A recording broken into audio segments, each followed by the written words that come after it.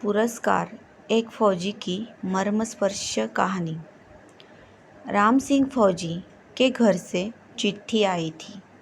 इतनी दूर रहते हुए आदमी के लिए चिट्ठी या खबर ही तो केवल एक सहारा होती है। ये चिट्ठियाँ भी अजीब होती है, कभी खुशी देती है तो कभी दुख भी बढ़ा देती है। राम सिंह फौजी के घर वालों की यह चिट्ठी भी अलग तरह की थी। उसमें एक फौजी के घर वालों की सभी दिक्कतें लिखी थी। बेटे ने लिखा था, पापा आप कैसे हैं? घर की दीवार गिरने लगी है और दादा भी आजकल बीमार रहते हैं। कोने वाली कोठरी की छत भी कभी भी गिर सकती है। परसों हुई मूसलाधार बारिश में उसमें से बहुत पानी चू रहा था। माँ की हालत ठीक है। मैं अब रोज़ाना स्कूल जाता हूँ। मेरी ड्रेस पुरानी हो गई है। पैंट भी मेरी घुटनों पर से फट गई है।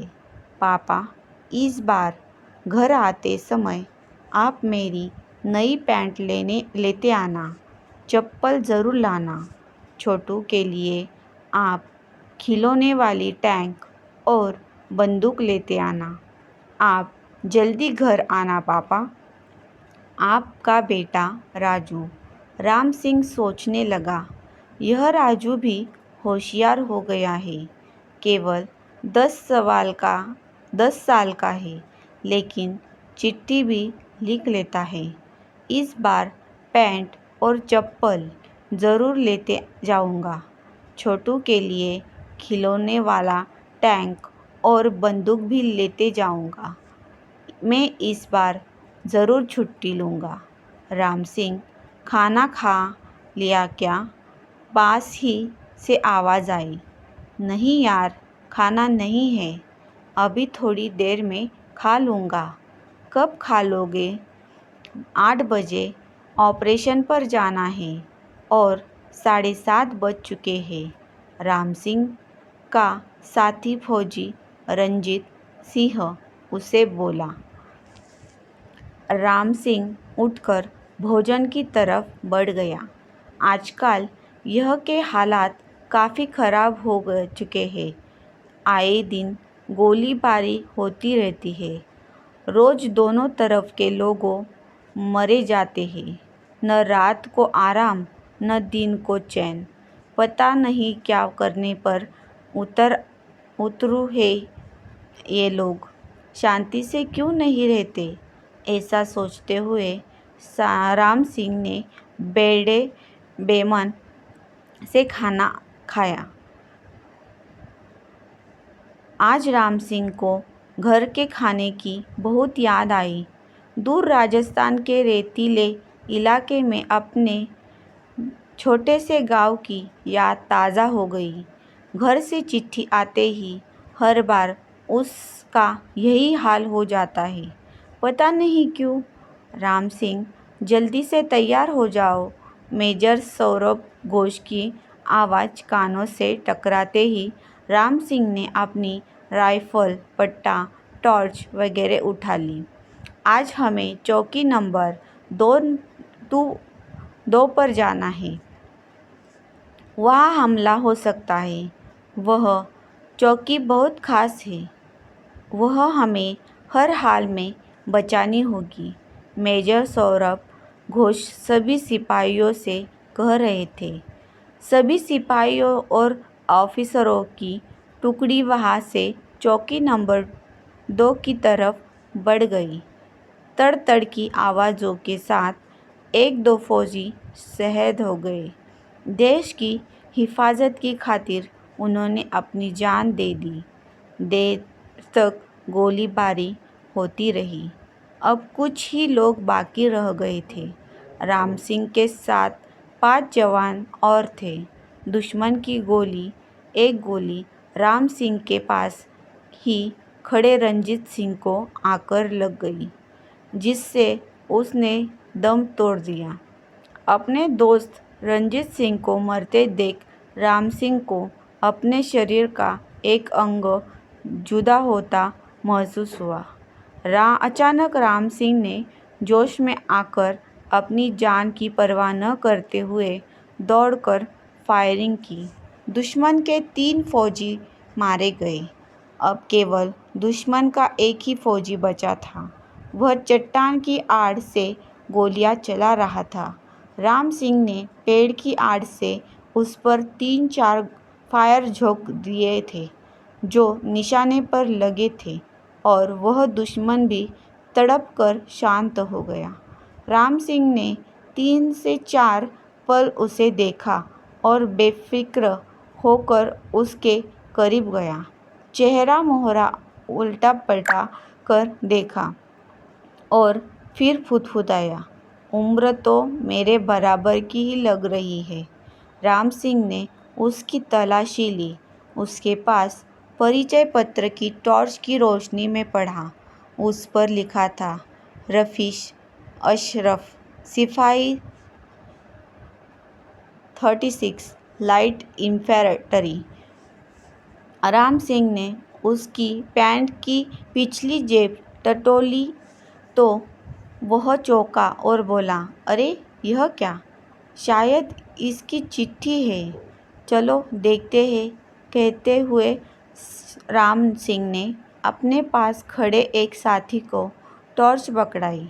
राम सिंह को थोड़ी बहुत उर्दू पढ़नी आती थी, जो कि उसने गांव के मौलवी से बचपन में सीखी थी।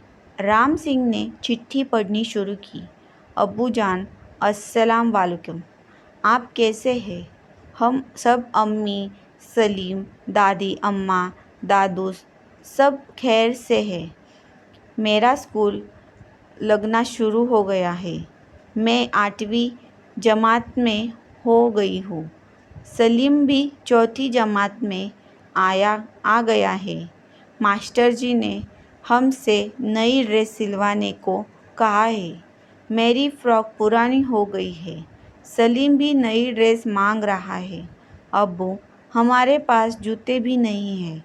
दादू बोलते हैं कि बेटा, इस बार तुम्हारे अब्बू ढेर सारी ड्रेस, जूते और चीज़ें लेकर आएंगे। दादू का कुर्ता भी फट गया है, पर उन्हें मास्टर जी तो नहीं डांटते ना। अम्मी और दादी अम्मा दोनों बहुत उदास रहती है। उनके बुरके भी पुराने और तार-तार हो गए हैं। आप साल भर हमसे दूर क्यों रहते हैं अब्बू? पिछली ईद पर आप नहीं आए थे, सो हमने उस दिन सेवइयाँ भी नहीं बनाई थी। सलीम बहुत रोया था उस दिन। इस बार आप ज़रूर आना। घर पर में पैसे ख़त्म हो गए हैं। पैसे के लिए हमने अपनी एक बकरी बेच दी है। असलम दुकान वाले ने अब उधार देना बंद किया है। वह कहता है कि पहले वाले पूरे पैसे दो, उसके बाद सामान दूंगा। आप आ जाइए अब्बू। आते समय आप मेरे लिए फ़्रॉक, सलीम के लिए ड्रेस, जूते, दादू के लिए कुर्ता, दादी अम्मा और अम्मी के लिए नए बुरके ज़रूर लाना। अब्बू, यह आने पर एक बकरी भी खरीदेंगे। सलीम बहुत जिद करता है ना। आपकी बेटी सोफिया। राम सिंह ने भरे गले से पूरी चिट्ठी पढ़ी। टॉर्च की रोशनी में उसे लगा कि मानो उसका और अशरफ का घर एक ही हो। उसे कोई फर्क नहीं लगा। उसने अपने घर की दीवार और छत गिरती नजर आई। काश वह इस फौजी के लिए सारी चीज़ें पहुंचा सकता और असलम दुकान वाले का उधार भी चुका सकता। दूसरे दिन अखबारों में खबर छपी थी कि राजपूताना राइफल्स के जवान राम सिंह ने अनोखी वीरता दिखाई। नीचे उसकी बहादुरी का पूरा ब्यौरा छपा था। पूरा देश राम सिंह की बहादुरी से खुश था, पर इधर राम सिंह खुद को हत्यारा समझ रहा था। आदमी को मरने के अपराध में कानून सज़ा देता है, वह खुद को सज़ा के लायक मान रहा था, पर उसने आम आदमी नहीं मारे थे। वे मरने वाले आम आदमी नहीं थे। उन्हें मारने पर उसे राष्ट्रपति से सर्वोच्च वीरता पुरस्कार देने का ऐलान हुआ।